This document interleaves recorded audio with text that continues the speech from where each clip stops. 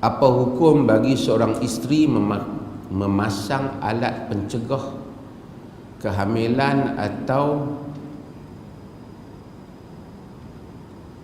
memakan ubat perancang keluarga tanpa pengetahuan suami?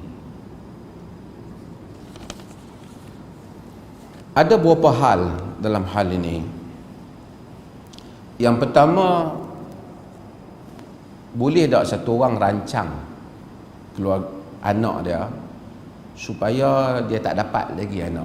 Misalnya dia tak mau lagi lah anak pada 2 tahun awal kahwin tu kerana misalnya nak bagi habis belajar dulu, contohnya lah. Boleh ataupun tak? Boleh,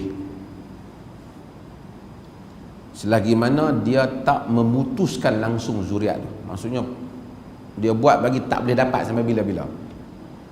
Majoriti para ulama menyebut, walaupun dia sebut sebagai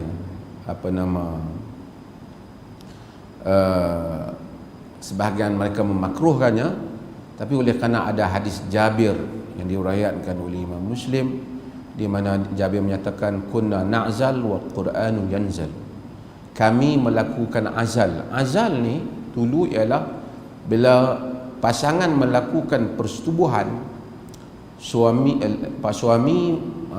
mengeluarkan kemaluannya sebelum berlakunya jatuhnya air mani di dalam rahim isteri. Kata Jabir, kami melakukan azal itu sedangkan Quran turun. Maksudnya ialah jika sekiranya ia sesuatu yang diharamkan, nescaya Quran akan memberitahu larangannya. Tapi bila Quran tak bagi tahu, menunjukkan hal itu boleh.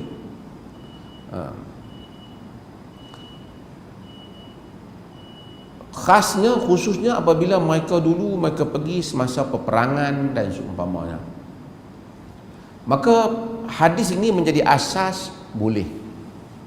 Cuma para ulama membincangkan ialah, bolehkah suami tiba-tiba dia nak mengelakkan anak tu, dia keluarkan kemaluannya dalam keadaan semasa melakukan hubungan. Di kalangan mereka menyebut dia juga hendaklah memastikan tentang keadaan hal isterinya. Maksudnya ialah jika dengan tindakan dia itu menyebabkan isteri tidak menikmati persetubuhan itu,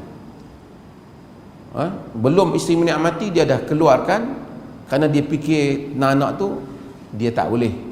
Kata mereka kerana persetubuhan hak bersama, hak menikmatinya secara bersama. Apapun isunya ialah isu tu teknikal lah, bahawasanya kalau dia nak lakukan, dia kena pastikan juga isteri juga menikmati hubungan yang halal itu.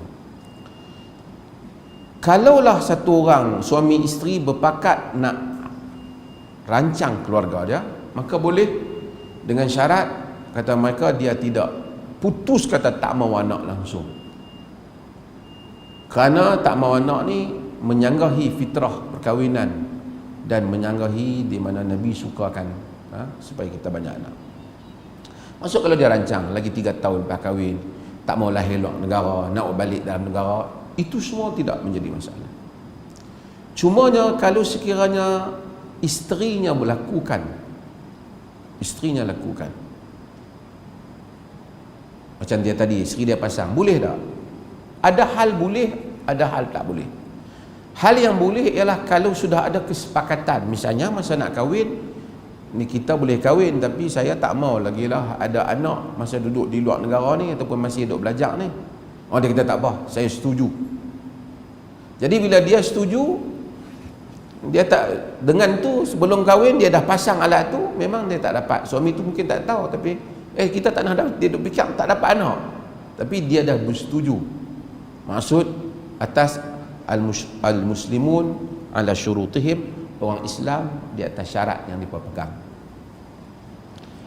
Kalau sekiranya isteri mendapati, kalau dia, doktor tak nasihatkan dia, kalau dia dapat anak ada risiko yang besar untuk dia, juga boleh walaupun suami tak setuju, Kerana isteri berhak untuk memelihara nyawa ataupun keselamatan dia. Tapi kalau tak ada alasan, isteri takut lepas ni tak berapa ramping macam dulu, misalnya lah, tak ada alasan, suami duk heran, suami duk nak anak, yang anak tak dapat, dia tipu suami dia, yang itu adalah satu kesalahan dan itulah satu penipuan dan telah menghalang hak suami dia untuk mendapatkan anak, melainkan isteri ada alasan tadi dan seumpamanya. Allah azan dulu.